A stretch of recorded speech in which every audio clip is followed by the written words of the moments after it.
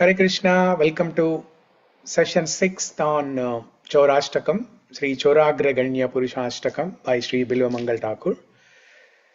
Today we're going to discuss Shloka number 5. But before that, a quick recap of what we discussed yesterday from Shloka number 4. Yadīyanāmāpi haratyashesham Giri prasaranapi paparashin Ascharya rupo nanu chora idru Drushta shruto va namaya kadapi. Chanting the holy name of the Lord will destroy all anarthas, especially the Papa Rashi, which is like a mountain, which is of the mountain size, Papa Rashi, the sinful reactions that we have accumulated from millions of lifetimes in the past. They have grown up to the size of a big mountain. So whenever you see Mount Rainier next time, the summer season is coming up. Spring and summer is coming up. So whenever you see Mount Rainier, you remember this shloka. Giri prasaranapi paparashin. The only way to get rid of that mountain size Papa Rashi is chanting the holy name. This Chorastakam, if you see from shloka number 1 onwards, it's very systematic. Every shloka, it goes with a systematic flow. In the first shloka, Vraje prasiddham navanita chauram gopangananam chadukula chauram aneka janmarjita papa chauram. Bilvamangal Thakur says, Krishna steals butter, he steals the clothes of gopis. That means he steals the heart of devotees when the heart becomes like butter. When the heart becomes as white, as pure as butter and as soft as butter. But how do we make our heart like butter? For that we need Krishna's help again. See, for Krishna to come and steal our heart, it has to become butter. And to make it butter, we need Krishna's help. So it is like Krishna is making butter and he is stealing it. How wonderful it is. How wonderful. तेरा तुझको अर्पण तेरा तुझको अर्पण क्या लागे मेरा तेरा तुझको अर्पण क्या लागे मेरा yeah. What can I offer to you, right? So everything he's only making, everything belongs to him. What is there for us to offer to him? We have seen how Krishna stole butter in other gopis' homes. We have seen Krishna stealing butter inside their home.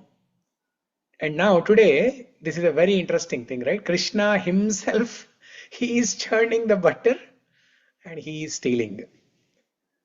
He is churning the butter, he is keeping it on the ceiling, hanging from the ceiling in a butter pot.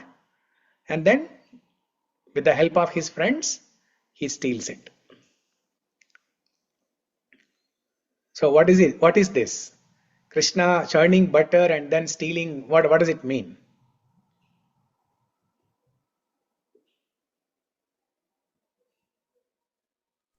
He himself purifies our heart. purifies and melts our heart. Yeah, we just discussed 1 minute ago, not 1 year ago. By chanting his holy name. So yeah, before that there is something else. Before chanting there is something else. So Krishna churning butter by himself and stealing, that means he churns our heart. Our heart is not like butter. So how do you make butter when there is no butter? You take buttermilk. Our heart is like buttermilk now. Because what is the taste of buttermilk? It's sour, bitter. unless you add some, salt or sugar or lemon. You cannot drink it so easily. Our heart is like buttermilk, and Krishna is churning our heart to make it butter. And once the butter is ready, he is going to put it on the put it in the butter pot and hang it from the ceiling, and he will do dahi handi and break the butter pot and eat the butter. What a merciful Lord we have. Huh? That's why Bilo Mangal Thakur says, Drishta Shrutova na Jagatrayepi. I have never seen such a greatest thief in the three worlds. Is there any thief who will make ornaments by himself, hide them in the locker box, and then steal? No. In the three worlds, there is no thief like that. But Krishna is like that. He will make the ornaments. He will make ornaments and he will steal. So there is a strong reason why Bilo Mangal Thakur in 2-3 shlokas, he says, Drushta Shrutova na Jagatrayepi. I have never heard or seen such a greatest thief in the three worlds.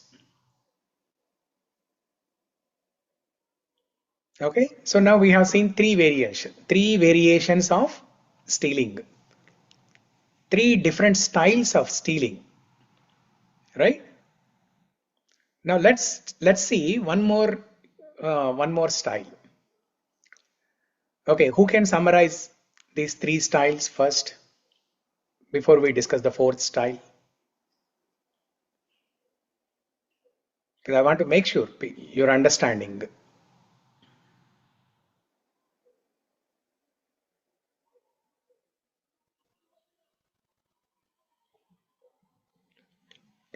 First, Krishna will churn our butter. Then he will separate and put it over the ceiling. And then he only will come and break it. Okay, that is the third style. What are the other two styles?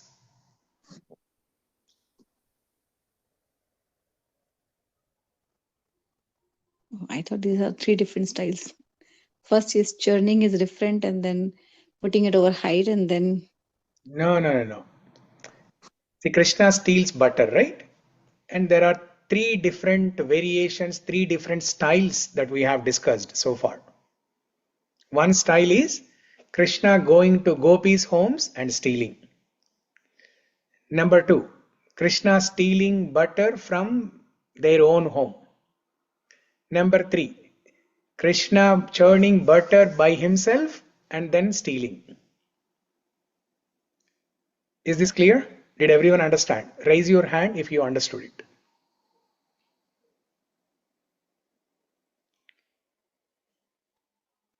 Okay.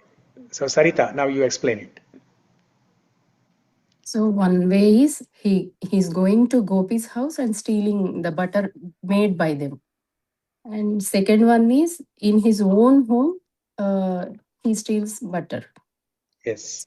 And third one is he himself churning the buttermilk and makes the butter and steals it. Steals. Yes, very good. So now let's look at the fourth style. Fourth style is Krishna stole things from himself. Krishna stole things from himself. This is the fourth style. So let's take a step back. The third style is what? Krishna is churning our butter. It's not his butter. The butter in his home, Yashodamma churned it. That is the second style. Third style is Krishna churning butter for us. He's churning our buttermilk and making it into butter. The fourth style is Krishna churns butter for himself and then he steals it. So what is this? Let's try to understand. That means a thief stealing jewelry from his own home. His home in the sense from his own pocket, let's say. From his own pocket. This is the fourth style. A thief stealing things from his own pocket is the fourth style. It's a unique style. We have never heard of it, right? In the third style, he is hiding the ornaments in others' locker. No. Third style, yes. Third style, he's making ornaments for others and putting in the locker, and next day he's going to steal it. Oh, here he makes the ornaments for himself and stealing. Yes. Okay. For himself, he puts on his body and then he steals them. So let's try to understand what is this fourth style. So Krishna gives his mercy to the others. His mercy is his jewel. no, not that one. So we discussed from Shloka number 3, right? Shloka number 3, what does it say? Shloka number 2 and 3 actually. Padashritanam cha samasta chauram akinchanikritya padashritam ya karoti bhikshum patigeha hinam. Whoever takes shelter of Krishna's lotus feet, Krishna will give them vairagya, sannyasa, vairagya. And so this is nothing but stealing, right? Vairagya, sannyasa means what?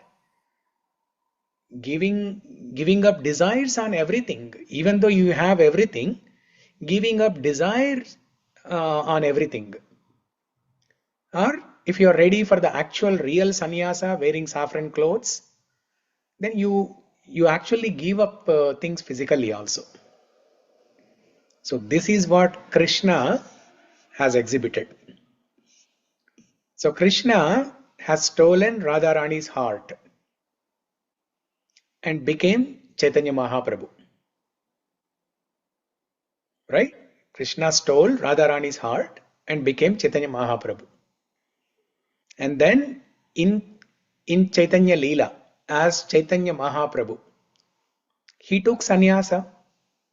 At the age of 12 only, he took sannyasa.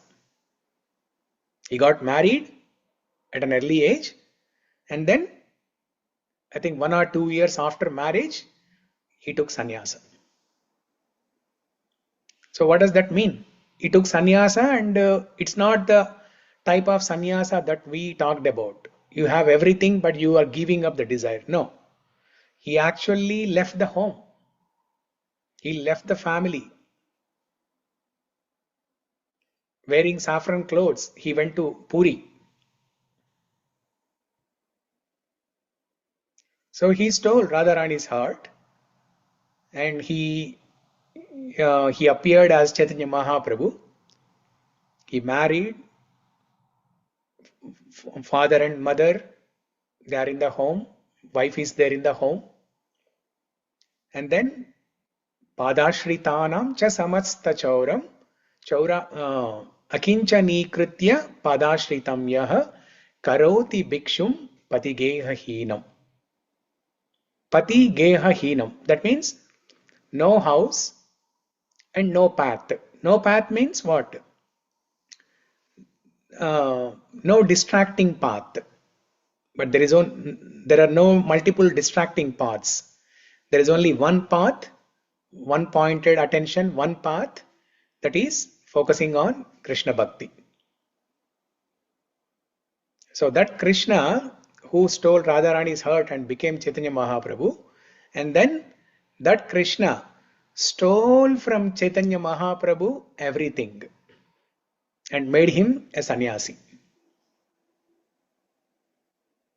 So this is what is the fourth style. Krishna stealing from his own pocket. So these are the wonderful variations of stealing things away from people. Prabhuji, stealing butter in his own home and own this one. What is the difference, Prabhuji? Own home. Second thing is stealing butter in his own home. What Yeah. is that significance? So stealing butter in his own home. Own home. Um, uh, So these both are almost same. Fourth one and second one. there's a slight variation.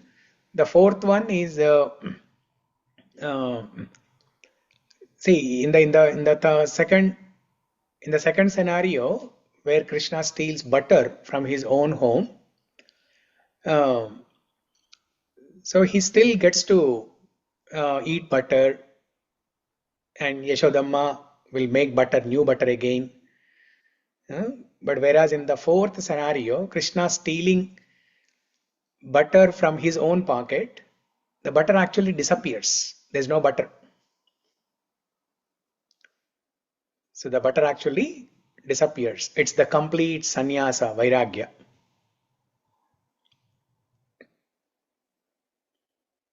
Yeah, and one more is in that butter is made by Yashoda Mataji, but here he makes his own butter and he eats. Yeah. Yes. Okay. Yeah. Thank you. Okay. So now we have seen how that line Navambuda Shyamala Kanti Chauram.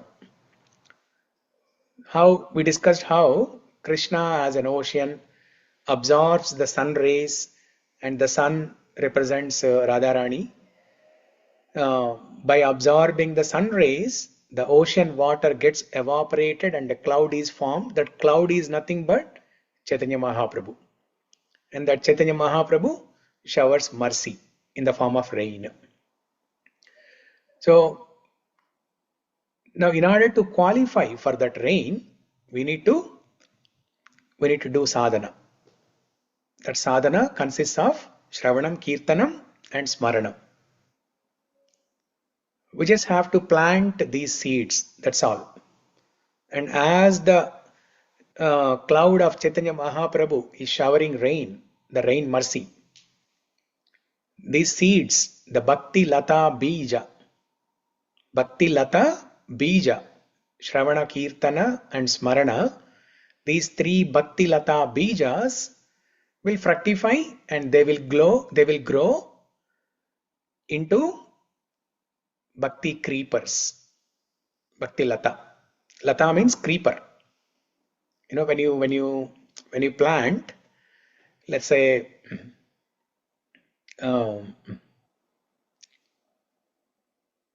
give an example of a vegetable that grows like a creeper, like bottle gourd. Let's say bottle gourd, sorakaya.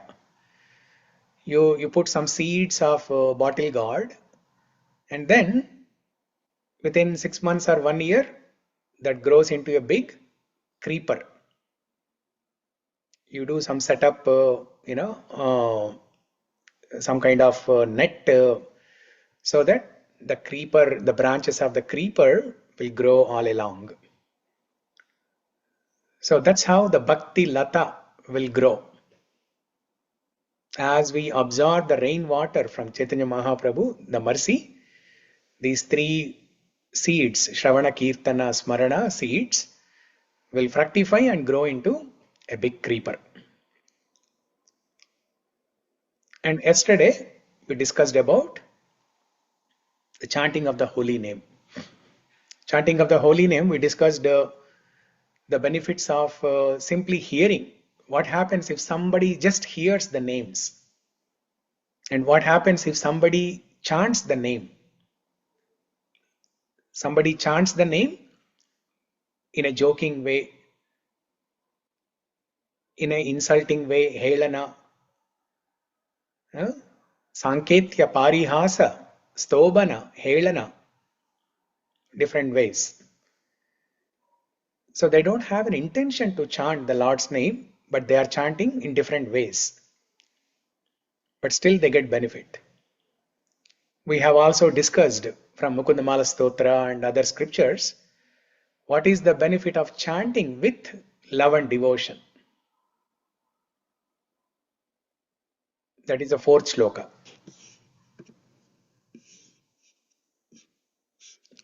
In the fourth shloka, we missed one point. Now, before that, about this chanting of the holy name, right?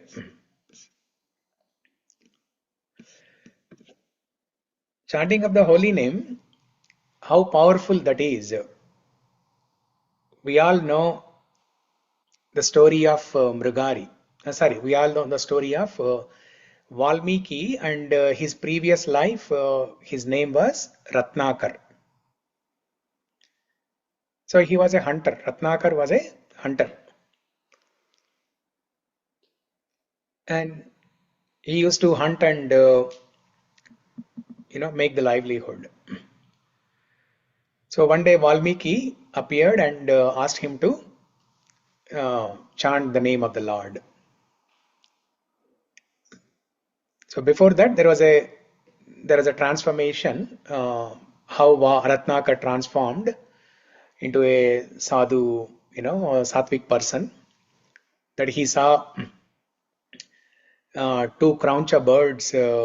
They were mating, and then he hit the crauncha bird, and the one crauncha bird died. Looking at that, other crauncha bird, the male bird, was weeping. And then, without his consciousness, he started chanting some shloka.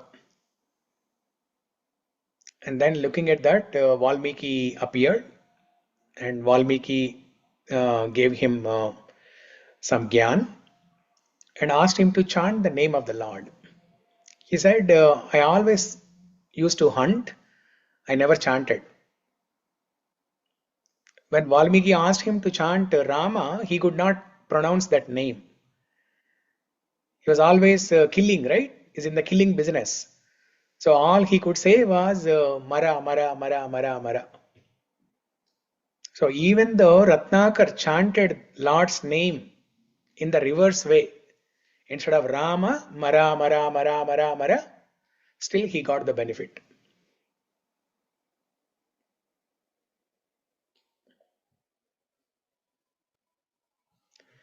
Ulat nama rate jagat jana Valmiki baye Brahma samana. Ulat nama rate. That means Valmiki chanted this name in a ulta way.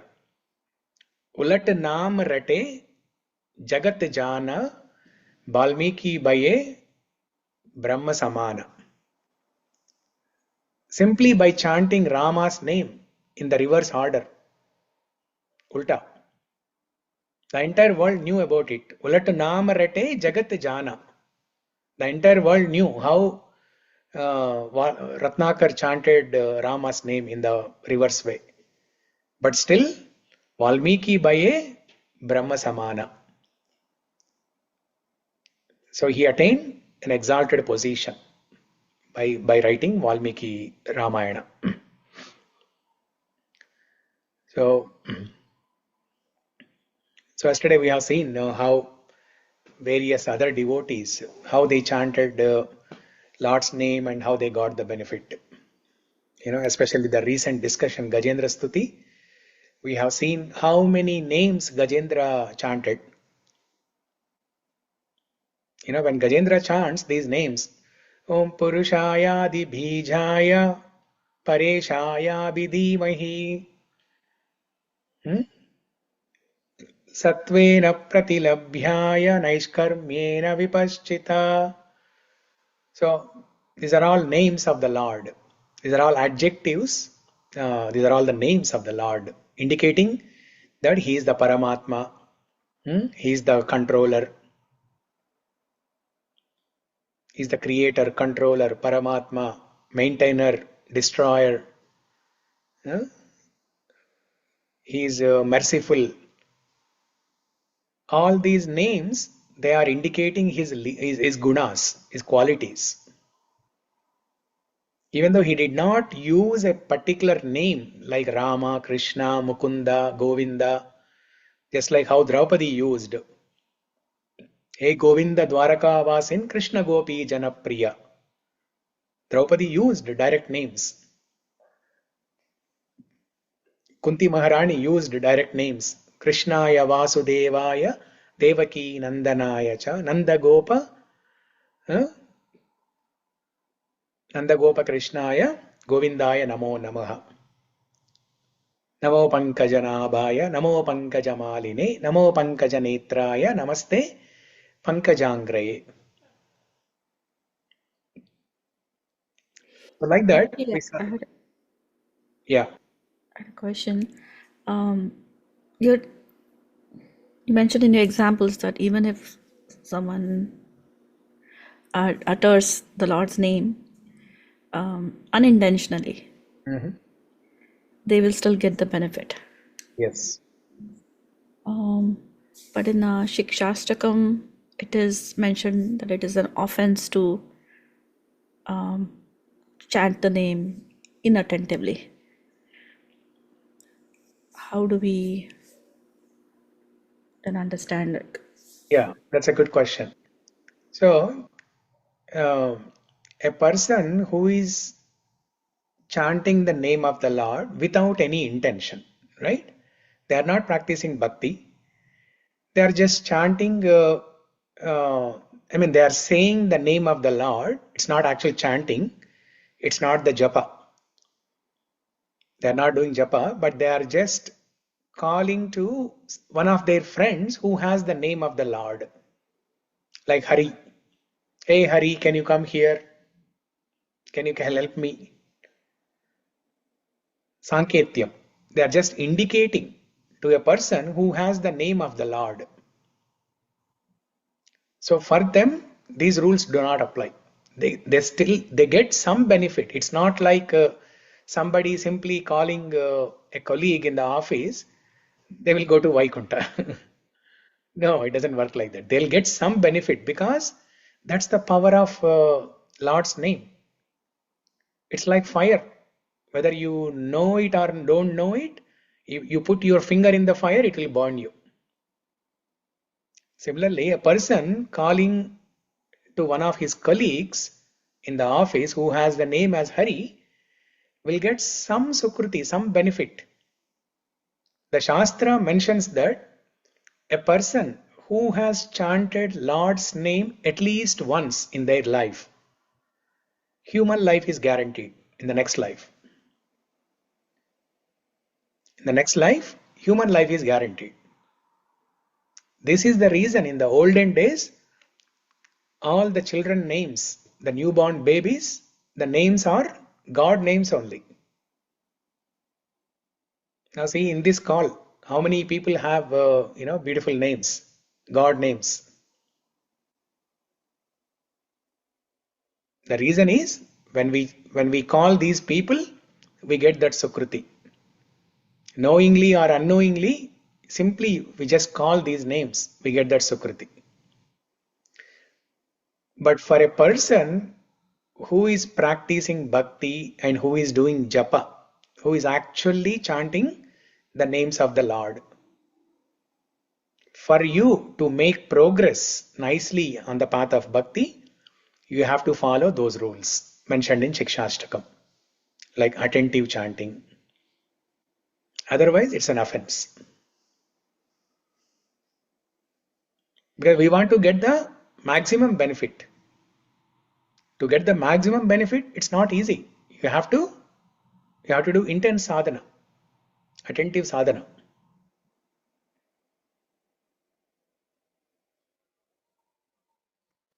Okay, is that clear? But for somebody, is that for people who are initiated or something? Is that for them that rule? Forget about initiation. Initiation is not even required actually. So then, for like somebody who's not initiated, who's a neophyte in the very early stages, Yeah. and they're struggling to chant, And so there will be a lot of inattentive chanting, because they are still struggling on the path. Yeah. Would that then they be committing an offense? Oh, if they are um, if they are doing japa, but they are Their chanting. mind is wandering because they have not done enough sadhana, Yeah. so there will be, it will not be a good sadhana. Yeah. So would that be then an offense, compared to a person who is not even trying to do sadhana, but is just very accidentally taking the Lord's name? Yeah. So offense means in the Shikshastakam, where it is mentioned as offense, it's not like you will get some papa karma. When somebody kills another person, they get papa karma. So it's not like that. It's not an aparada. It's not an aparada. Offense means it's a mistake. That's the correct word there. It's a mistake. Inattentive chanting is a wrong thing to do. It's a mistake. By saying that, what are they instructing us? You be attentive. You become attentive while chanting. Just like, parents tell to the children, right? Um, um, using too much phone is not good. Different parents will use different words. One parent might say using too much phone, you spending too much time on the screen is not good. Another parent might say spending too much time on the screen is harmful to you. Another parent might say spending too much time on the screen will make you dull-headed. The meaning of these three words is same: dull-headed, harmful, not good. The meaning of these three things is same only. There the word offense is used. There are 10 offenses we chant in the morning, right? In the morning program, right after Mangalarti, in the temples, they chant, they recite 10 offenses to be avoided. 10 offenses mean 10 mistakes. It's not like, you will get some sinful reaction, you will get some papa karma. No, not like that. Because you have made a decision to do japa. And in the beginning, the Lord cannot expect us to chant attentively. Lord knows that we have just began our journey and we are learning to chant. Just like a parent teaching walking to the child. The child makes a few steps and then falls. Then the parent will say what?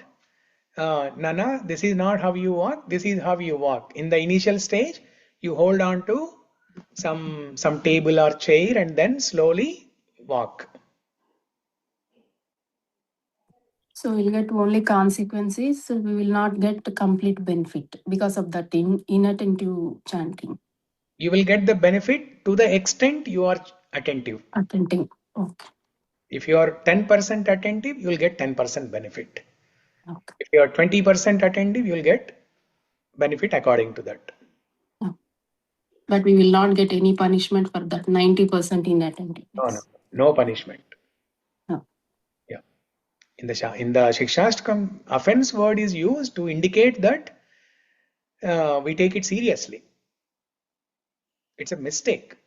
Obviously, right? We all know inattentive chanting is not good. We have to be attentive. Now, if the Shastra says inattentive chanting is not good, who will listen? Nobody will listen, right? That's why they use a strong word, offense. Some rules and regulations. Yeah, the rules and regulations, how they are conveyed. See, we have been discussing about this for last 10 minutes. Because of that word used is offense. If the offense word is not used, then will we even discuss about that? Will you even take it seriously? No. You'll think that, oh, it is mentioned as inattentive chanting is not good. Okay, देख लेंगे, कल देख लेंगे. कल तो क्या, परसों देख लेंगे. परसों क्या, अगले साल देख लेंगे. So you'll take it easy. That's why they used a strong word there, offense. Otherwise, you don't get any papa karma there. For all the chanting that you are doing, you'll get some sukruti. You will get the benefit. To the extent you are attentive, Krishna will reciprocate accordingly. Okay? Okay, Prabhuji. Thank you so much for explaining. Hare Yeah. Krishna. Okay, now moving on. In that same shloka,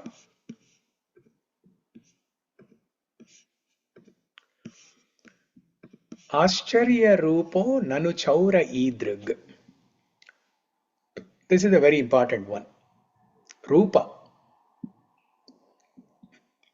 Now in this line, Bilvamangal, by the way, who asked, Neela or Sarita? You asked about initiation, right? And I said initiation is not even required, right?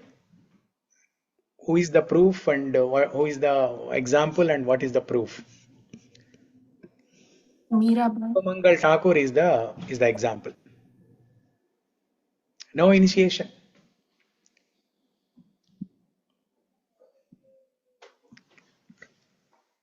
No initiation. He does not belong to any sampradaya. Surdas, we know about Surdas. He is a disciple of Vallabhacharya. So he belongs to Pushti Marg Vallabh Sampradaya. Whereas Bilvamangal Thakur, there's no initiation, no sampradaya. But still Krishna came and played with him. Bilvamangal Thakur lived for 800 years. He lived for 800 years.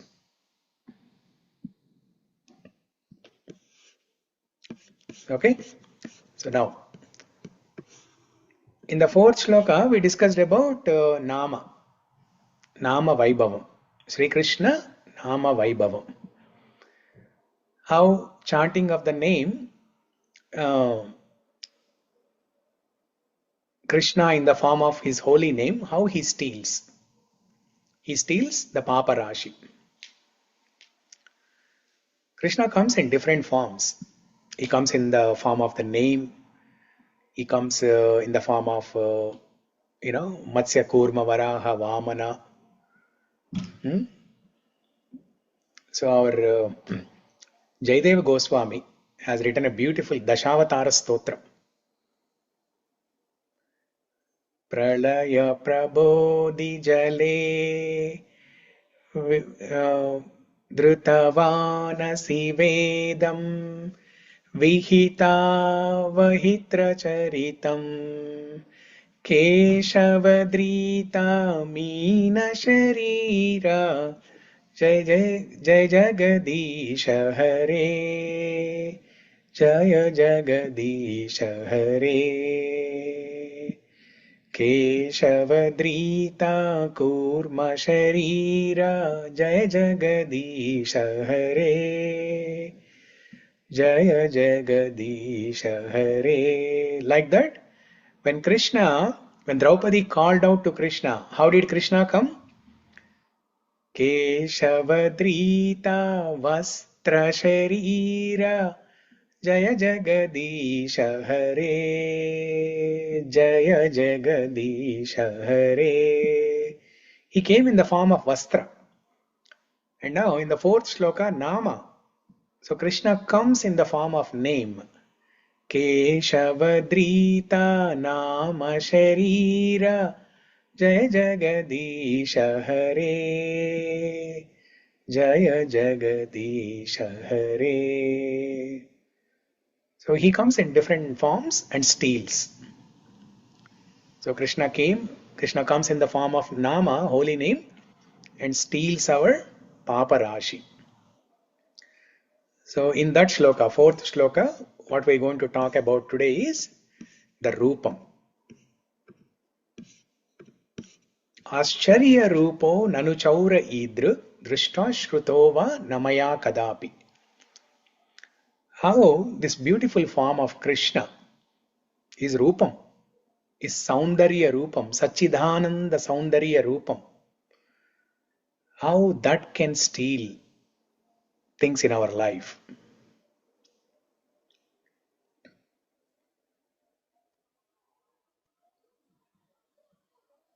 So before we discuss about some details of Krishna's beauty, Krishna's form, can anybody tell what is the uh, most astonishing thing or beautiful thing about Krishna's form?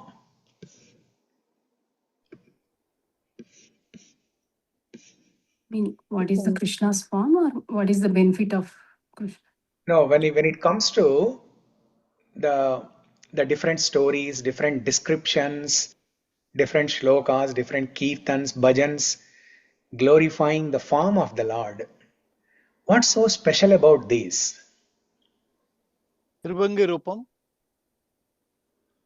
Yeah, no, I'm not asking about the details of his form, but of all these different descriptions of his form, there is something special.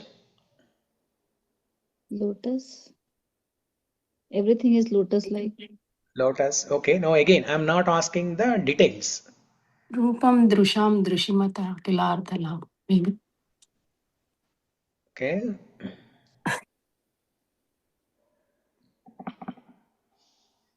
Yeah. Attractive. Uh, Very attractive. Huh? Attraction, Prabhuji. Attraction. Yes, you are close. You just have to rephrase your sentence. Attraction, correct. But be more specific.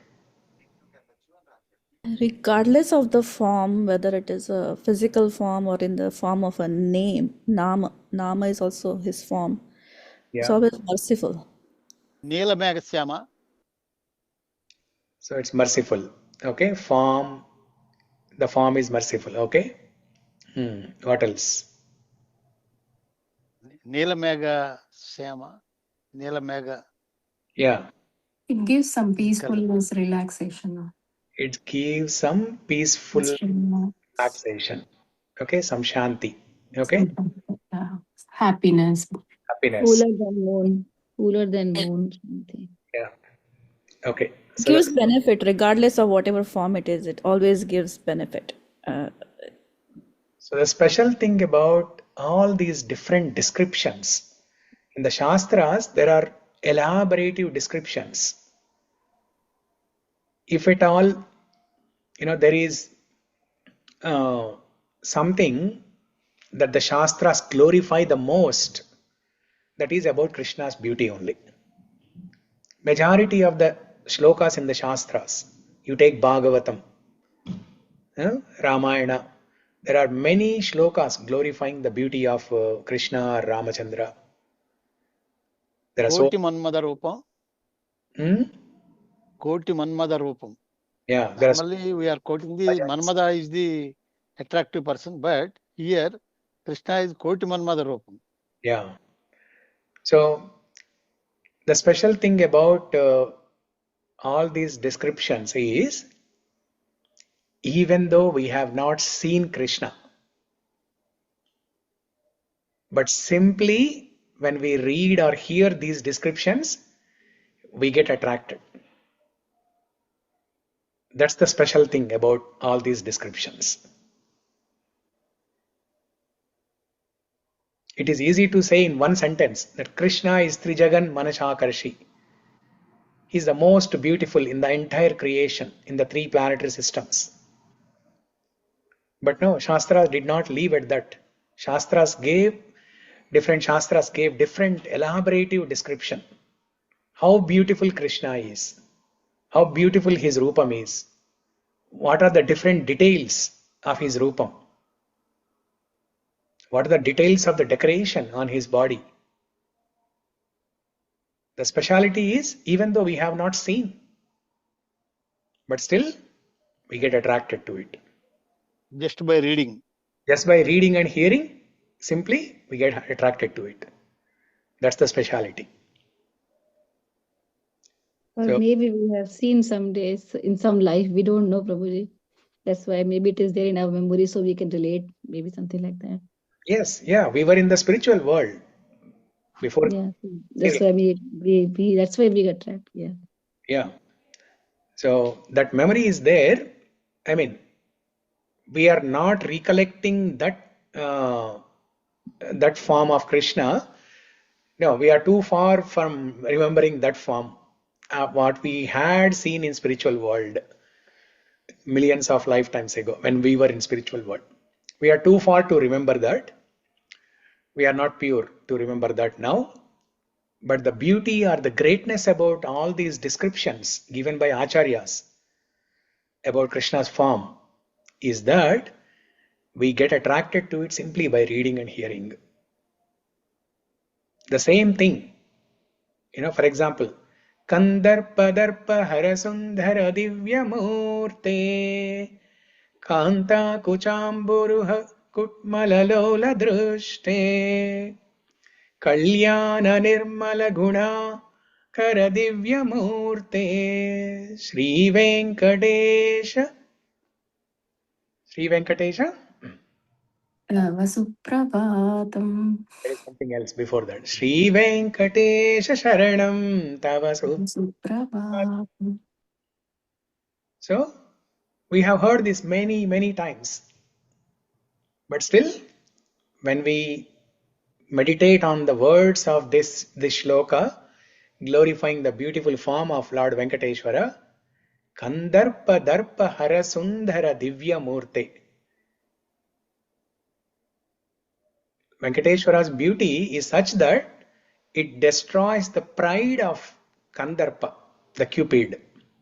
Even though he does not know the actual meaning of the Kandarpa Darpa, Yeah. any person who is not, who is a illiterate also gets some a good feeling in his mind, I think. Yes. In his heart. Yes, correct. Because we have not seen Kandarpa also. But still, the descriptions given by acharyas is so beautiful. And after all, they are describing the transcendental form of the Lord. So that transcendental potency is invested in these words. Kandarpa Darpa Hara Sundara Divya Murte. Let's say somebody writes this line. A poet writes this line to describe, let's say, about my beauty. Okay? Will how many people will be attracted and how long they will be attracted to hear that sentence? One day they will hear and they'll think, oh, forget about it. He's not even handsome, he's not even beautiful. And somebody is saying Kandarpa Darpa Hara Sundara Divya Murte. Because there is no transcendental potency invested when that line is used to describe my beauty. But when that line is used to describe Lord's beauty, Lord invests his transcendental potency into those lines. That's why there's a power of attraction. We get attracted to it. Okay? So I wanted you to, make a note of this, that sometimes it happens that people, they don't pay attention to these descriptions. They think, oh, is it required? Just go to the temple. My job is just go to the temple, offer namaskara, look at the form, and then come home. But then, what are you going to remember throughout the week? You're going to the temple only on Saturday. But what are you going to remember rest of the week? It has to be constant meditation, right? Throughout the day, we have to remember the Nama, Rupa, Guna, Leela. That's why we need some descriptions we need to know some descriptions of the Lord's beauty so that Rupam can steal things away from our life. It can steal unwanted things from our life.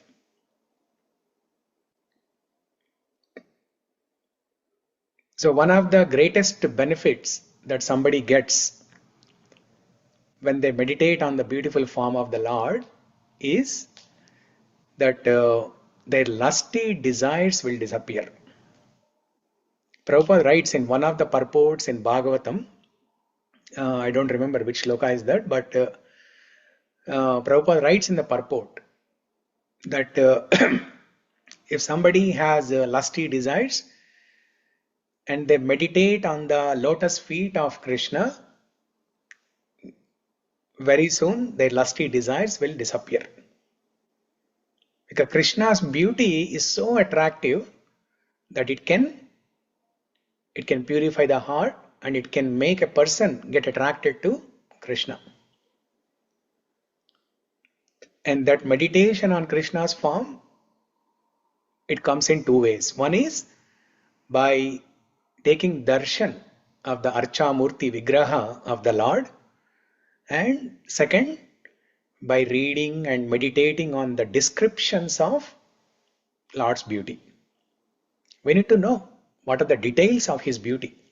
For example, Damodarashtakam. What is the description there? In the very first shloka, right? Namamishwaram Sachidanandarupam Lasat Kundalam Gokule Rajamanam. Namamishwaram Sachidanandarupam. I offer my pranama to that Ishvara who has Sachidananda Rupam. And what are the details? Lasat Kundalam. He has Makara Kundalas, ear hangings. Lasat means like bright, shining. Lasat Kundalam. Gokule Brajamanam. And then in the next shloka also, there is further description.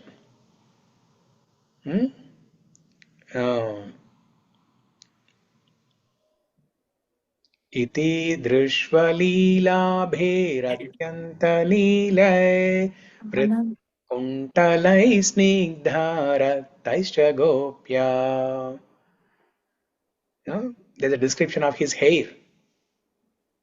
Kuntala. Kuntala means curly hair. So like that we have seen many shlokas, many places there is a description of Krishna's beauty. Vishnu Sahasranam also, Sasanka Chakram. Sahasranam also. Megha-shyamam pīta-kauṣeya-vāsam Śrīvatsaṅkam kaustubodbhāsitangam Punyopetam pundarīkāyatākṣam Vishnum vande bhavabhayaharam Saśaṅka-chakram sakirīta-kundalam sapīta-vastram sarasīruhekshanam Sahara-vastrasya Akshastala. Stala-shobhi-kaustubham namami Vishnum shirasa-chaturbhujam. And then the most famous Kasturi Tilakam. Kasturi Tilakam Lalata Fatale Vakshastale Kaustubham Nasagre Navamauktikam Karatale Venum Kare Kankanam Sarvange Harichandanam Chakalayam Kante cha Muktavali Gopastri Pariveshtito Vijayate Gopala Chudamani Vijayate Gopala Chudamani. So this is a beautiful description of Krishna, how he wears Kasturi Tilakam. Kasturi Tilakam is the red color tilakam which is very fragrant. It comes from musk deer, Kasturi Jinka. The other day we discussed about Kasturi Jinka. I think we discussed in this class, and last week in Bothal class also I discussed this. So it's very fragrant and red in color. Kasturi tilakam lalata fatale vakshasthale kaustubam. He wears kaustuba, Srivatsa and kaustuba on his chest. Nasagre navamauktikam. He puts a new nose ring, navamauktikam. Nava means new. Nasagre, on the tip of his nose, navamauktikam. He puts a nose ring. Karatale venum. He holds a flute. Kare kankanam. Bracelet. Kare kankanam. Sarvange harichandanam cha kalayam. His whole body is smeared with harichandanam. What is harichandanam? It is sandalwood paste mixed with tulasi. Sandalwood paste mixed with tulasi. Tulasi and sandalwood powder. You mix and smear it on the whole body. That is harichandanam. Sarvange harichandanancha kalayam kantecha muktavali. He wears a pearl necklace. Kantecha muktavali. Gopastri pariveshtito. He is always surrounded by gopis. Gopastri pariveshtito. Vijayate Gopala Chudamani. All glories to that Krishna who is so beautiful, and he is the Chudamani, the crest jewel. He is the crest jewel in all the in the entire creation. He is the most beautiful. He is the crest jewel. When it comes to beauty, he is the crest jewel in the entire creation.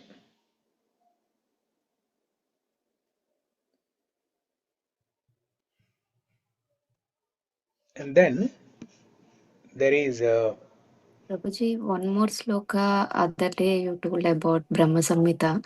Venum Kwanantamaravinda Dalayataksam. that one also. Yeah. In Brahma Samhita also there is a beautiful shloka. Venum Kwanantamaravinda Dalayataksam Barhavatam Samasitambuja Sundarangam Kandharpadkotikamaniya Visheshashobham Govindamadipurusham Tamaham Bhajami. Vedum Kwanantam Aravinda Dalayataksam Kandarpakoti Kamaniya Visheshashobham Barhavatamsa Asitambuda Sundarangam. Barhavatamsam Asitambuda Sundarangam. He has a dark complexion and Barhavatam. He wears peacock feather. He wears peacock feather. Krishnashtakam by Adi Shankaracharya also has beautiful description of the form of the Lord. Mandara Gandha Samyuktam Haranupura Sushobhitam Barhi Pinchava-chudangam Krishnam Vande Jagadgurum Krishnam Vande Jagadgurum Krishnam Vande Jagadgurum. Mandara Gandha Samyuktam. That means his body is smeared with fragrances from different flowers like Mandara, Mallika. Mallika is jasmine. Mandara, Mallika. So many other flowers. His body is smeared with this beautiful fragrance. Mandara Gandha Samyuktam. Barhi Pinchava Chudangam. His head is decorated with beautiful peacock feather.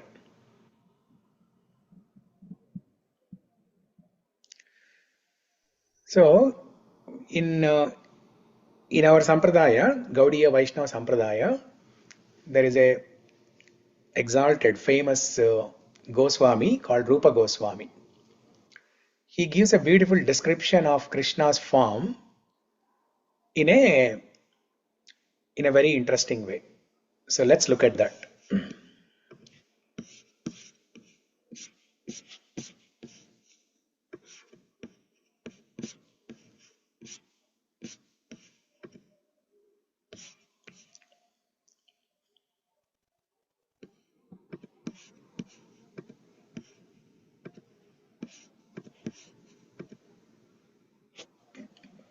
So this is one of the beautiful descriptions by Rupa Goswami talking about Krishna's beauty. So what does he say? So let's read the translation first. Shyamala, can you read the translation?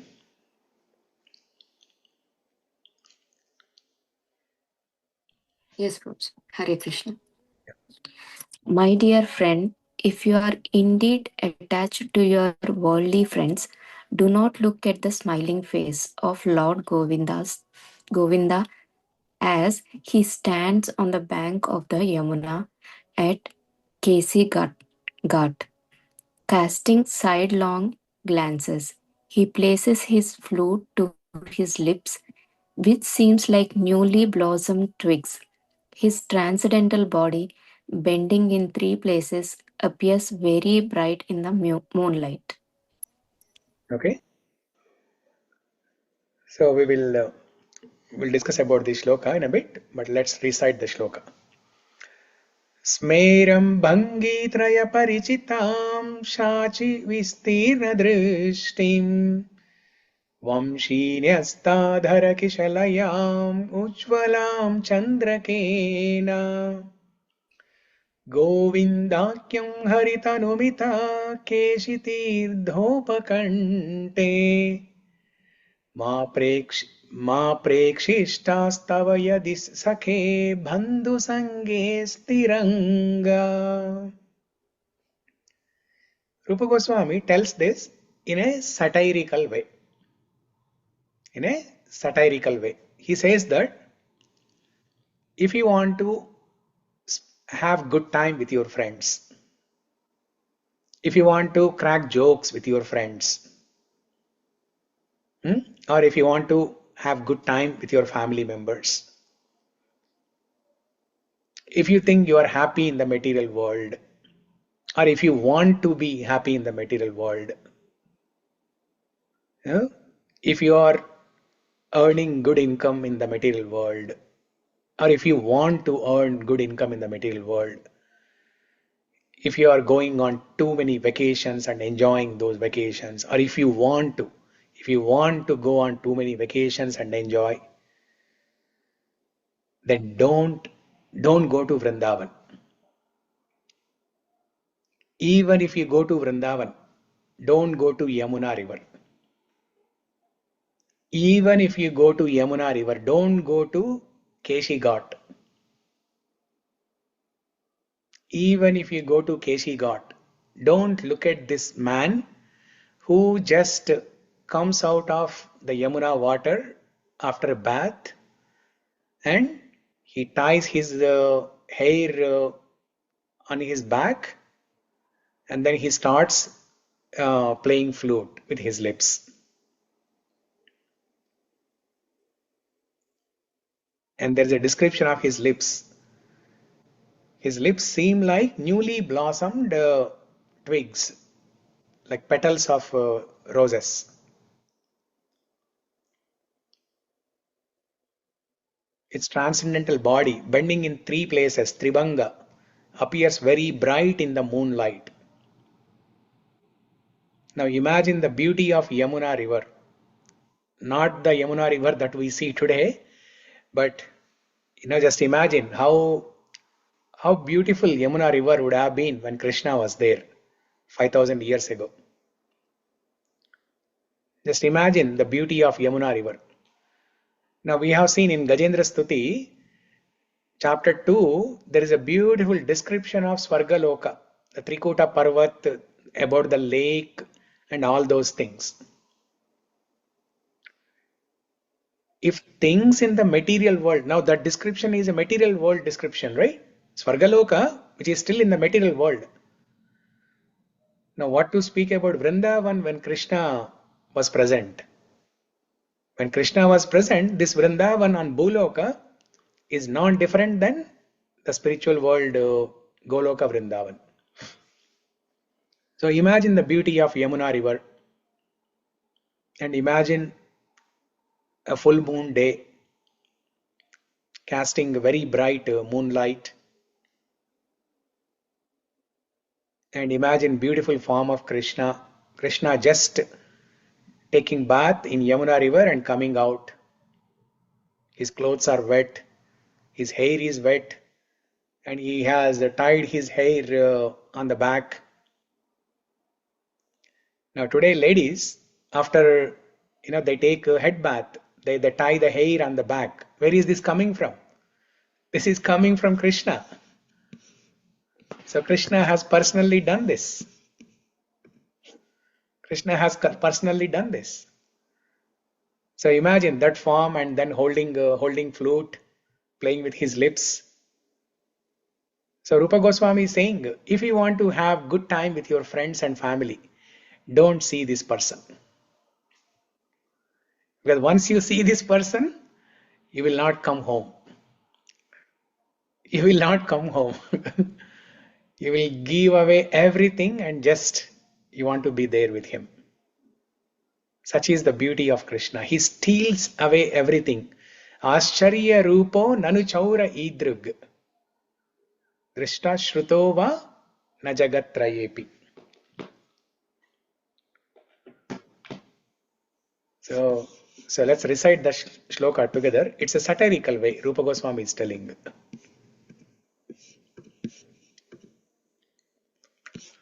Smeram Bhangi Traya Parichitam.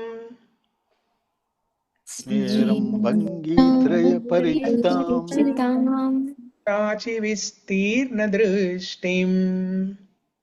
Chachi Vistirna Drishtitam. Vamshīnyastādhara Kishalayam. Vamshīnyastādhara Kishalayam. Ujjval Chandrakena. Ujjvalam Chandrakena. Govindakyam Haritanumita. Govindakyam Haritanumita. Eshitirthopakante. Eshitirthopakante. Ma prekshistastava yadi sake. Ma Prekshistastava yadi sake. Sange stirangaha. Bandhu Sange Stiranga. So, Bandhu Sangha. That means if you want to be in the association, Sangha means association. Bandhu Sangha, Saka Bandhu Sangha. If you want to be in the association of friends, relatives, family members, if you want to crack jokes with them, then don't go and see this Ranga. Kasturi Ranga.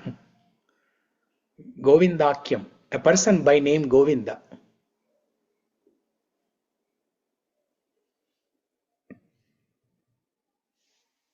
Yeah. So like that, there are many beautiful descriptions of Krishna's beauty in Shastras. So simply by hearing this,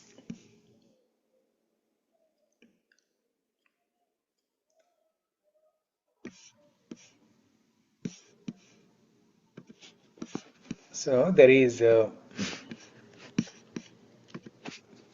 beautiful description of Krishna's beauty in Gopi Geetam, which comes in 10th canto, 31st chapter.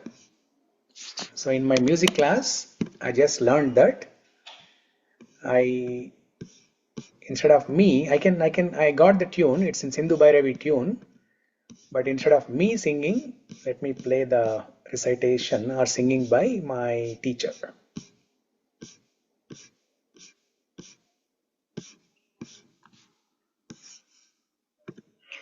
शरदुदाशये Sadhu जातसे सरसिजोदर श्रीमुषादृशा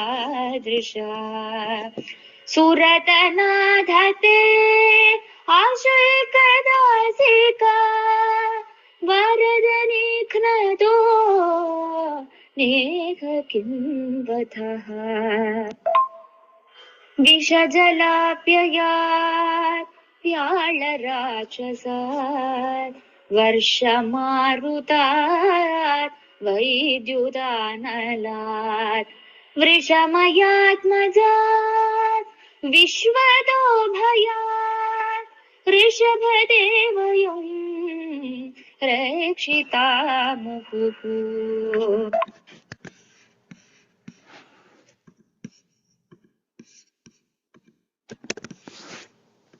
So in the Gopi Geet, this is one of the beautiful shlokas that describes the beauty of the Lord.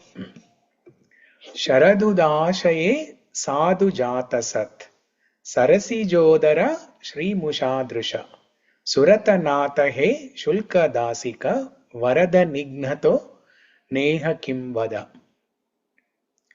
O Lord of love, in beauty your glance excels the whole of the finest, most perfectly formed lotus within the autumn pond. O bestower of benedictions, you're killing the maid servants. Maid servants means the gopis. You're killing the gopis who have given themselves to you freely without any price. Isn't this murder? So basically this is Gopi Gita sung by gopis. In Rasalila, when Krishna disappears from the Rasalila, out of separation, gopis sing Gopi Gita. The description is given in 10th canto, 31st chapter. So the gopis are saying that, O Krishna, in the autumn season in Vrindavan, see, in the autumn season, the lakes and ponds, they are full of water. They are full of water. And then imagine a beautiful lotus flower. The beautiful petals, the stem, everything is beautiful about lotus. And what is most beautiful about the lotus flower is the center part. That is the whorl. In English it is called WHORL, whorl. You can see that word on the screen here. The center part of that lotus flower is the most beautiful of the lotus flower. Gopis are saying,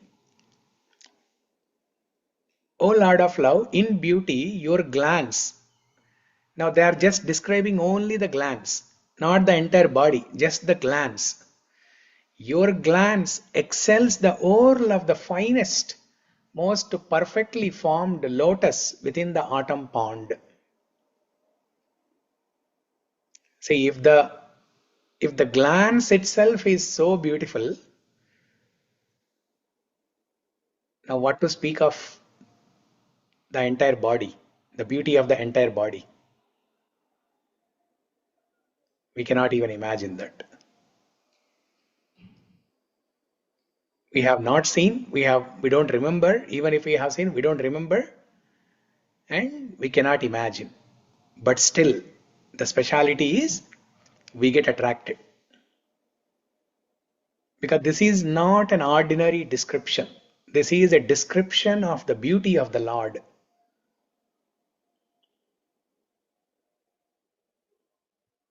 And in the second sentence, gopis are writing,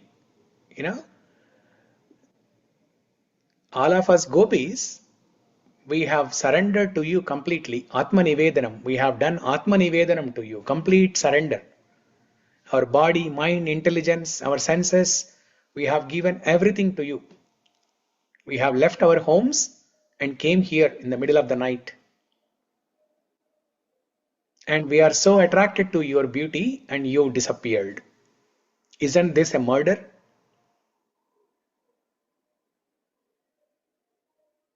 Vada. Varada nignato neha kim vada.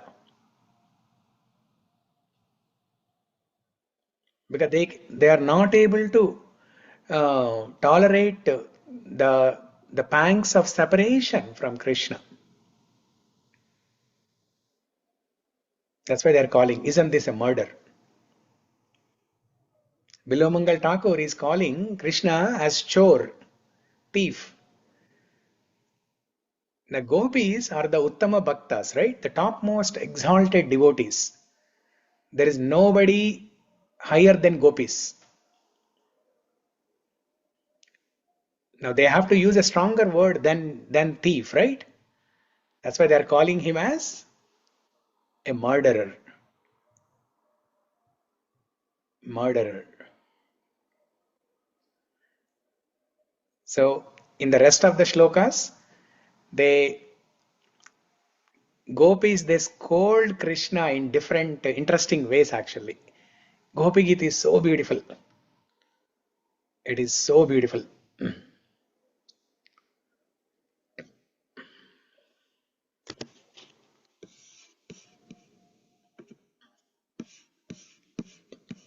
What is not beautiful about Krishna? Everything is beautiful.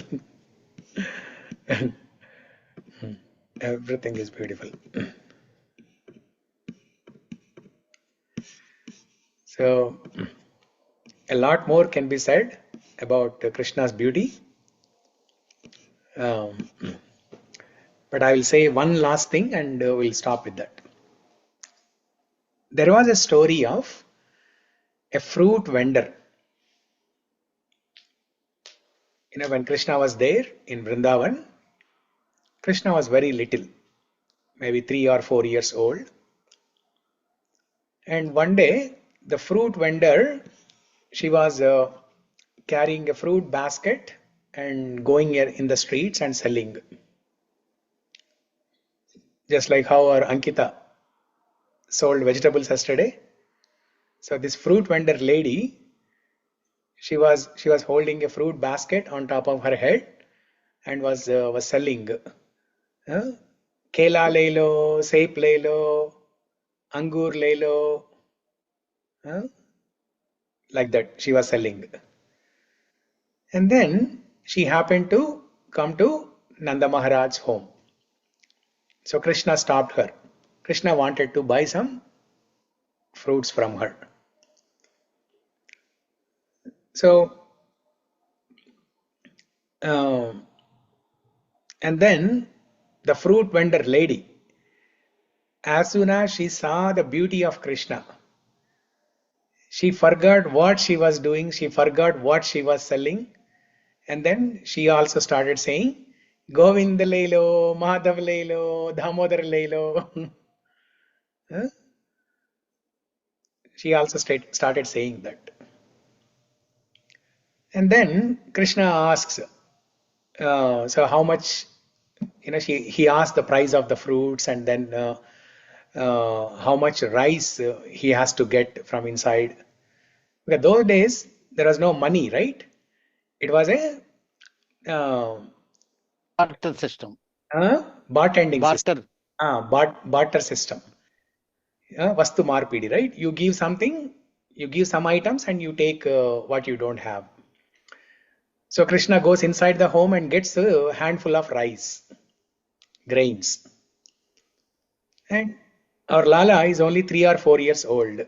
Now imagine how cute and little were his hands.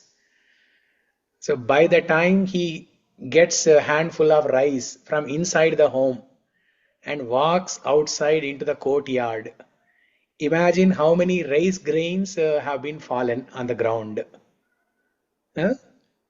90% of the grains are fallen already on the way.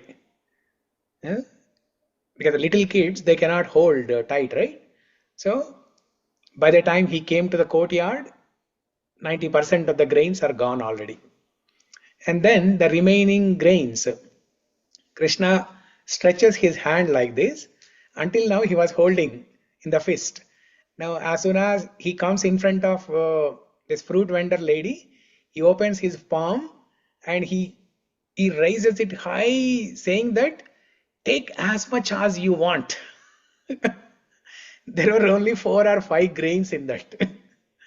And Krishna says, take as much as you want and give me all the fruits. So, and then this lady, she's not even looking at the grains, she's not even looking at the fruits, nothing. She's completely mesmerized looking at the beauty of Krishna. And then she gave some fruits to him. Krishna held 2 fruits with his 2 hands and went inside the home. And then when she went home, his fruit basket was full of Ratna Vaidurya Vajra Mani Manikya. There were precious stones, jewelry, so much of wealth. So simply by the touch of Krishna, everything turned into good fortune for her. So Krishna has stolen away her poverty. The beauty of Krishna, she did not ask. Did she ask? She did not ask, oh Krishna, give me some wealth. She did not ask. She did not even ask Krishna to give enough grains for those 2 fruits. She did not ask anything actually. She was simply absorbed in looking at the beauty of Krishna. Did not say a word. And that form of Krishna, Ascharya Rupo Nanu Chaura Idrug, that beauty of Krishna has stolen away her poverty forever. In the previous shlokas, we have seen how Krishna makes us a beggar, right? But here is an example how Krishna makes us rich. Example of Sudama, example of this fruit vendor lady. Krishna's beauty has stolen away her poverty. So like this, Krishna's beauty can steal away everything in our life. Most importantly, it will steal away our distress. When you meditate on the beauty of Krishna, as Sarita said, you will have peace, some relaxation. Okay, these are not the proper words, but the proper word is bliss.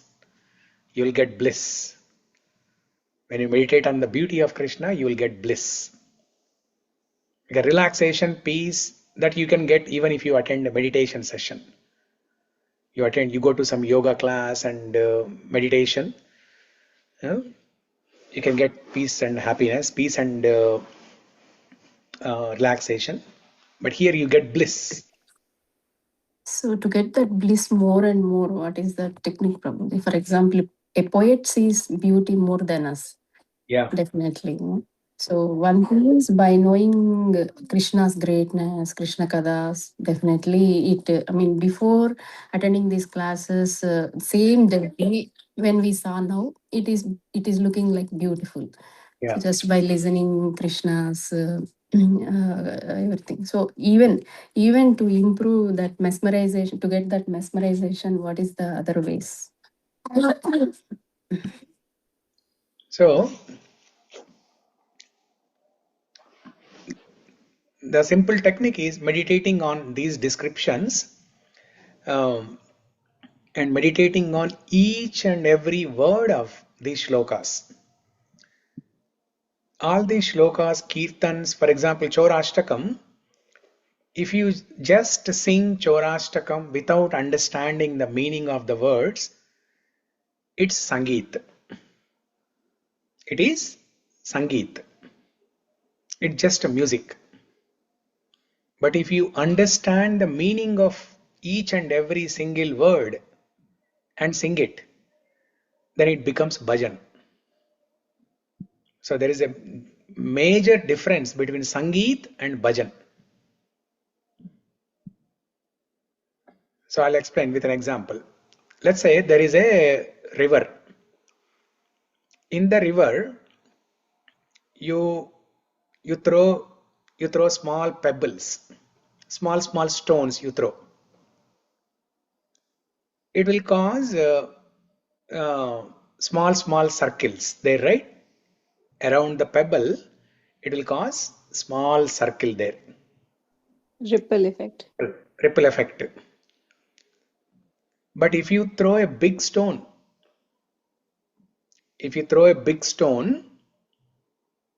or a heavy stone, then the ripple effect will be so big and it lasts longer. That means there has to be an impact. The heavy stone, it created some impact in the river. That's why there are many more ripples and the impact was more. It lasted for a long time. You could see those ripples for almost like 3-4 minutes or so. But a small rock, a pebble, a small ripple, and it will last only for less than a minute. It is gone. So that's why we have to create an impact on our mind. Now these ripples, the river and ripples that I am talking about, the mind is nothing but the river. And the ripples, the more number of ripples and the bigger impact can be created when you understand the meaning of these shlokas and kirtans, each and every word. For example, Kasturi Tilakam. You may think that we know the meaning, but you sit down, you meditate on each and every word. Kasturi Tilakam. Oh, what does it mean actually? And how beautiful Krishna will look. Just imagine. Lalata Fatale. What does it mean? Karatale Venum, Kare Kankanam, Kantecha Muktavali. And if you are an artist, you can even draw. So as you are meditating, you can draw. Or you read the meaning of each and every word from some books, and then you keep on meditating. You will come up with newer realizations. Krishna will reveal newer things to you.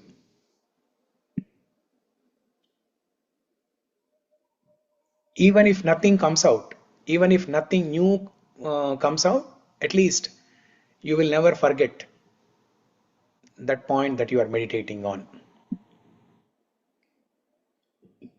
So basically we have to give time. You have to give time and understand the meaning. That's what we are doing in this call every day. Whatever stotram that we are reading and understanding, right? We are going deeper. Understanding the word for word meaning, meditating on it, creating a greater impact in our minds. So that the ripple effect will be lasting longer.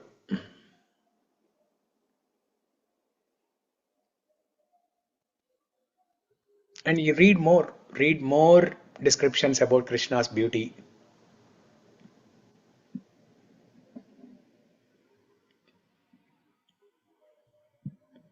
Like that. Just like how a hungry person, he looks for food everywhere. Similarly, a person who is hungry to find Krishna, he will look everywhere. He will refer to many books, many sources, and find many shlokas. Meditate on those shlokas. When you understand the meanings of these shlokas, it will give you joy actually.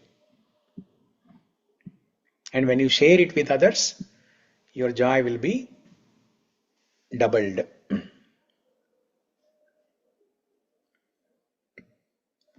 Try to memorize. If possible, try to memorize also. So that what happens is, Let's say you memorize one shloka today, describing Krishna's beauty. Barha pidam natavaravapu karnayor karnikaram bibradvasa kanaka kapisham vaijayanti chamalam randran venuradara sudaya purayan gopavrindai Vrindaranyam swapadaramanam pravishad gita kirtihi. So let's say you memorize this shloka today. Try to recollect this, for the next 30 days. Naturally, we will forget few words. So then you try to understand the meaning of those words, and that will help you memorize the shloka better.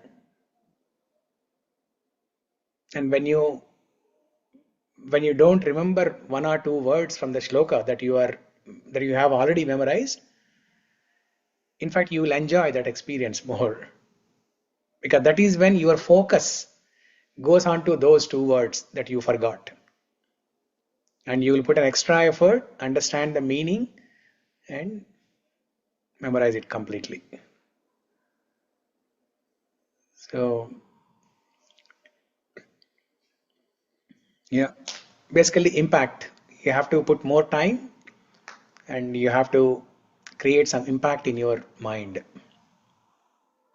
That's how you can increase the bliss. Okay? Does that help, Sarita? Definitely, Prabhuji. Yeah. Yeah. What is the word that you like to describe Krishna beauty? I mean, The word that I like to describe Krishna's beauty. yeah, of course, so many words, but one word. Yeah. How? Yeah.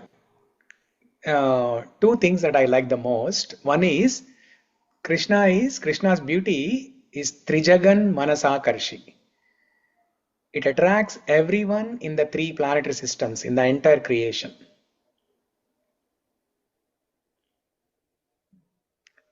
So this is the first thing that comes to my mind when it comes to Krishna's beauty. And then next, the Kasturi Tilakam, the famous one. Yeah. By the way, Kasturi Tilakam is written by Bilumangal Thakur. Bilumangal Thakur, yeah. Yeah. It's written by Bilumangal Thakur.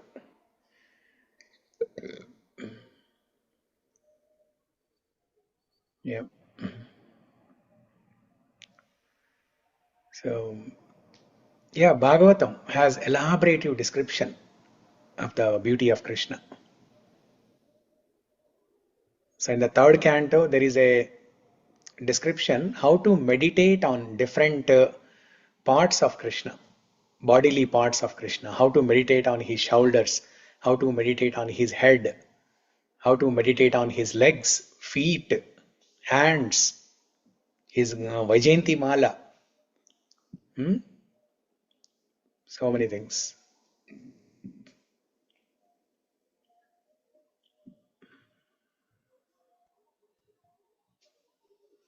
And Akrura, when he takes Krishna from Vrindavan to Mathura on his chariot, the Kamsa asks Akrura to bring Krishna from Vrindavan to Mathura.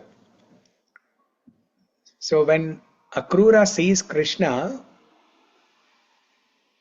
his experience was just like what this fruit vendor lady experienced.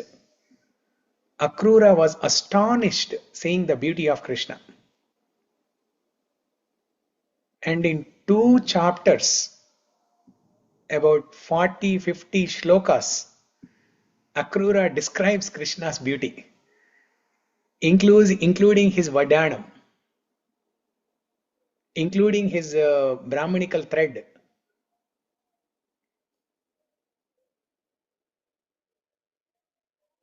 I have not seen such an elaborative description given by one person. 2 chapters. I think more than 40 shlokas. Very beautiful.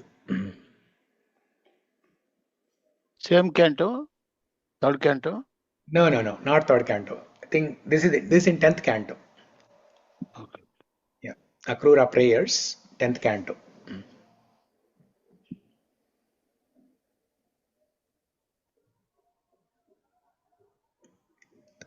So in one of the shloka from Bhagavatam, the gopis, they are blaming Brahma.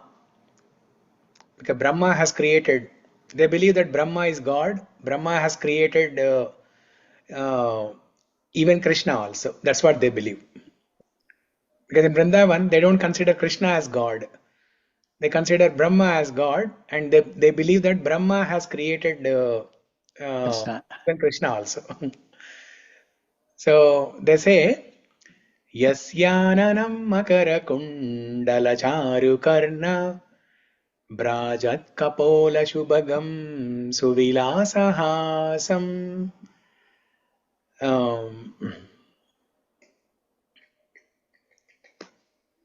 Next line. Yasyananam makara kundala charu karna brajat kapola shubhagam suvilasahasam nityotsavam na tatrupur drishubhi pibhantyo naryo naranascha mudita kupita nimescha.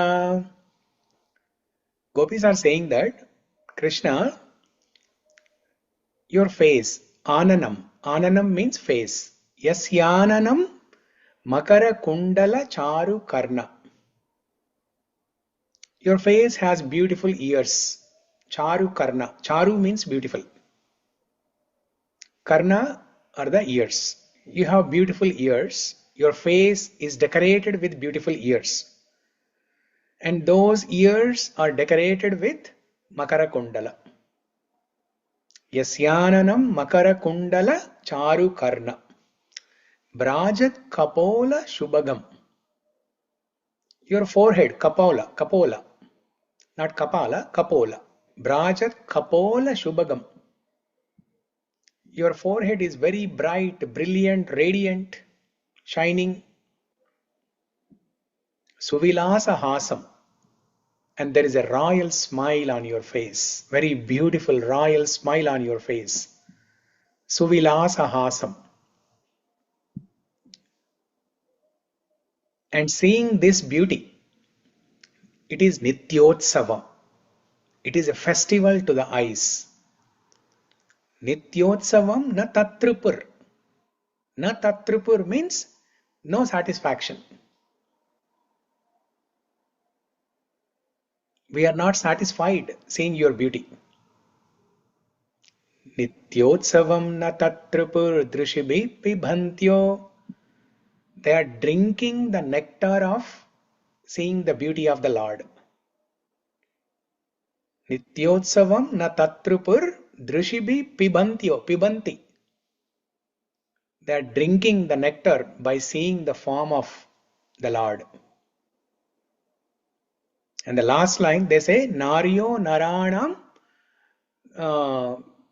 Naryo Naranascha Mudita Kupita Nimescha.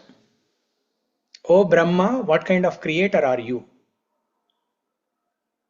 You are you don't know how to create things. Why did you create eyelids? Because when we blink, when we close our eyelids, we are missing that second. We are missing to see the beauty of Lord. Naryo narascha mudita kupita nimescha. Nimesha means in that second when we are closing our eyes, by our involuntary blinking of the eyes, we are missing an opportunity to see the beauty of the Lord. Now when we hear descriptions like this, what happens? We get a desire that, hey, I want to see the beauty of Krishna like this. So this is how you pick some shlokas, some kirtans from different parts of Bhagavatam or wherever source you like, and then you meditate on those. Ramayana also has beautiful shlokas glorifying Ramachandra's beauty.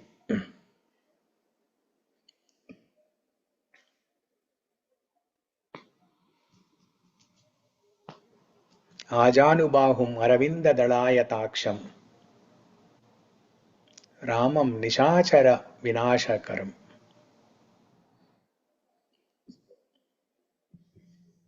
Okay? So Krishna's beauty is Anantam. Krishna Soundarya Katha is Anandam. Anantam. Continue some more time, sir. Yeah. Maybe tomorrow we can. Not today. For you, it's in India, it's a daytime. You can spend as much time as you can. But what I am astonished is, it's, the max number of callers were 15, and we still have 15 people on the call. No one has left. That shows how everyone is attracted to the beauty of Krishna. Attendance. Post class attendance. Yes, attendance towards the end of the class also, right? Because some students, they give attendance and then they leave. But no, you're not like that. You're all stayed throughout. There is a power in your discourses, your way of explaining the things and your research and the inner meanings and the between the lines of the stanzas, which are very attractive, and daily we are committed to come and attend the call. Thank you. Thank you for the kind words.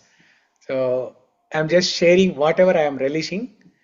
Because if I am not relishing by myself personally, then I cannot create any impact. Yes, yes.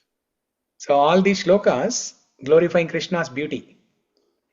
If I am not relishing, if I am not attracted to that personally, then I cannot create an impact. I cannot stress enough and encourage all of you to meditate on these shlokas describing the beauty of the Lord. So whatever happiness I have, whatever relishment I have for these shlokas, I'm just sharing with all of you so that you all can get that benefit. You are a big treasure, huh? You are a big treasure inside your heart. That's why you are daily giving to all the students. Thank you. Thank you for the encouragement.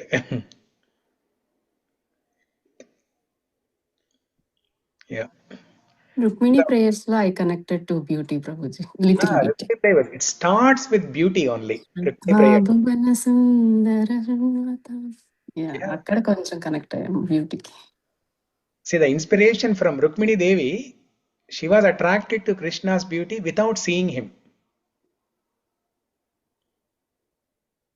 Simply by hearing from Narada Muni and other sadhus who come to Vidarbha Rajya and give Krishna Katha. By hearing their Harikatha, she developed attraction. She has not seen Krishna before, only by hearing. Shrutva gunan bhuvana sundara shunvatam te. And our Bhishma Dev also glorified. Tribhuvana kamanam tamalavarnam ravikara dadane vapuralakakula vritananabjam vijaya sakeratirastu me navadhya. When it comes to the beauty of Krishna, nobody has explained like Bhishma Dev. There is nobody. Now we have seen the description by Rupa Goswami, how Krishna took a bath in Yamuna river, how he was playing flute, all those things. This is all static form. Krishna was just standing there with a flute. But Bhishma Dev gave the description of Krishna's beauty. Battlefield. Krishna was in action. He was fighting on the battlefield. So this is an unparalleled description of Krishna's beauty. Nobody has done like this. Can you even imagine somebody describing beauty on the battlefield? Battlefield means somebody is fighting and there are so many soldiers, so much of noise. And Krishna is coming towards Bhishma Dev to kill him. Holding the chariot wheel, Radhangapani Krishna is marching towards Bhishma Dev to kill him. And Bhishma Dev is happily welcoming by giving two arms like this, open arms, unarmed arms. And then he is describing Krishna's beauty. Krishna breaks his shapadana at that time. Yeah. So like that, there are beautiful variations of Krishna's beauty given by so many acharyas.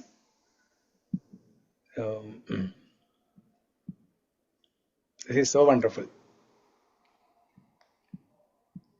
When we meditate on this, it will steal away everything. It will steal our sleep. It is almost 11 o'clock. It will steal away our sleep. It will steal away. After Chorastakam, you continue the beauty of Krishna. Instead of starting the other items, you postpone other items. Yeah, actually, we shall continue same thing tomorrow also, I think, Prabhuji. About beauty of Krishna. About Krishna's beauty, we can continue tomorrow also. So tomorrow, Friday, is everyone joining? Because last week I saw only a few people on the call.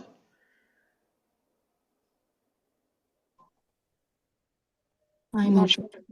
I'm available. Yeah. Sarita available. Shamala? Not sure, Prabhuji. Yes, Prabhuji.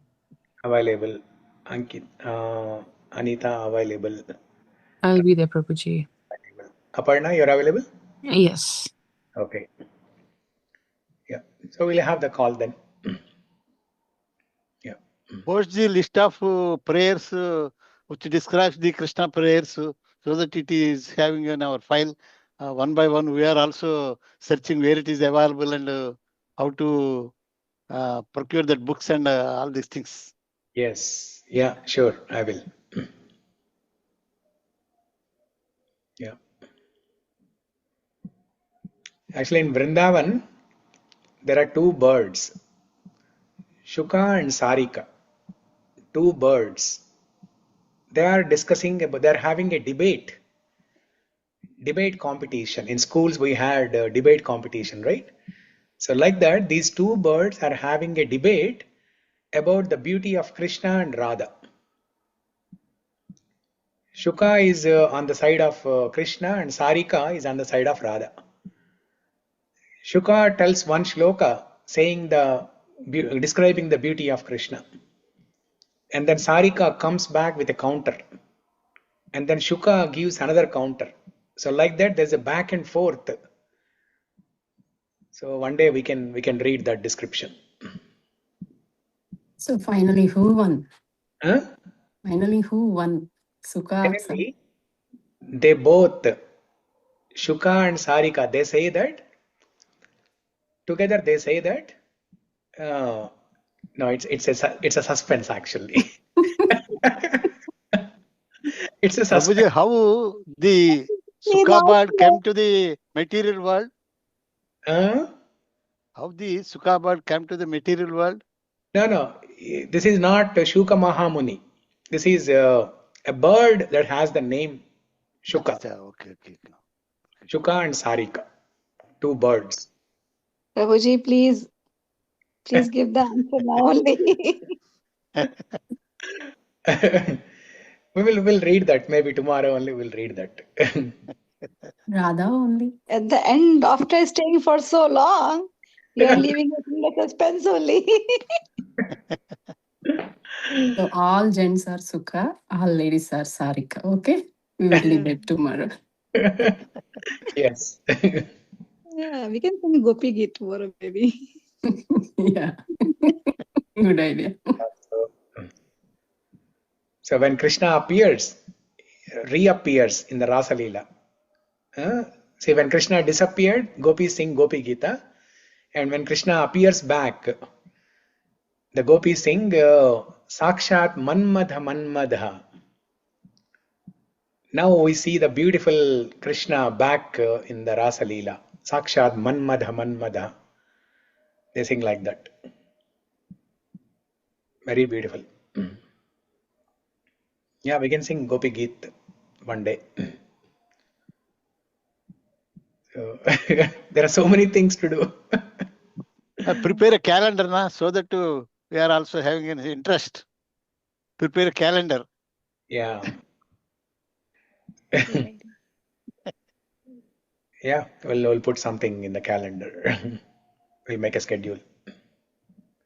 Without schedule, if you put the schedule, it Krishna Prabhuji. will always break, Yeah. not completed. Okay. Without dates, you put the calendar only. Without dates. The homework for all of you. Is there a description of Krishna's beauty in Mukundamala Stotra or not? I'm about to ask Prabhuji why Kulashekara Alvar didn't describe any beauty. Megashamala Komalangam. Yeah. Yeah, in few shlokas he has described Mega Shamala Komalanga. So like that, you do research. What are the different shlokas, where he glorified Krishna's beauty? Okay. Yes, we'll pause here. Mangalam Kausalendraya Mahaniya Gunatmane Chakravarti Tanujaya Sarvabhaumaya Mangalam. Sri Krishna Katamritam ki jai. Jai. Cauragraganya Shri Puruṣaṣṭakam ki Jai. Prabhupada ki jai. Jai. Pilo Mangal Thakur ki jai. Jai. Okay, Hare Krishna. Thank you. Thank you, Prabhuji. Hare Krishna, Prabhuji. Hare Krishna. Hare Krishna.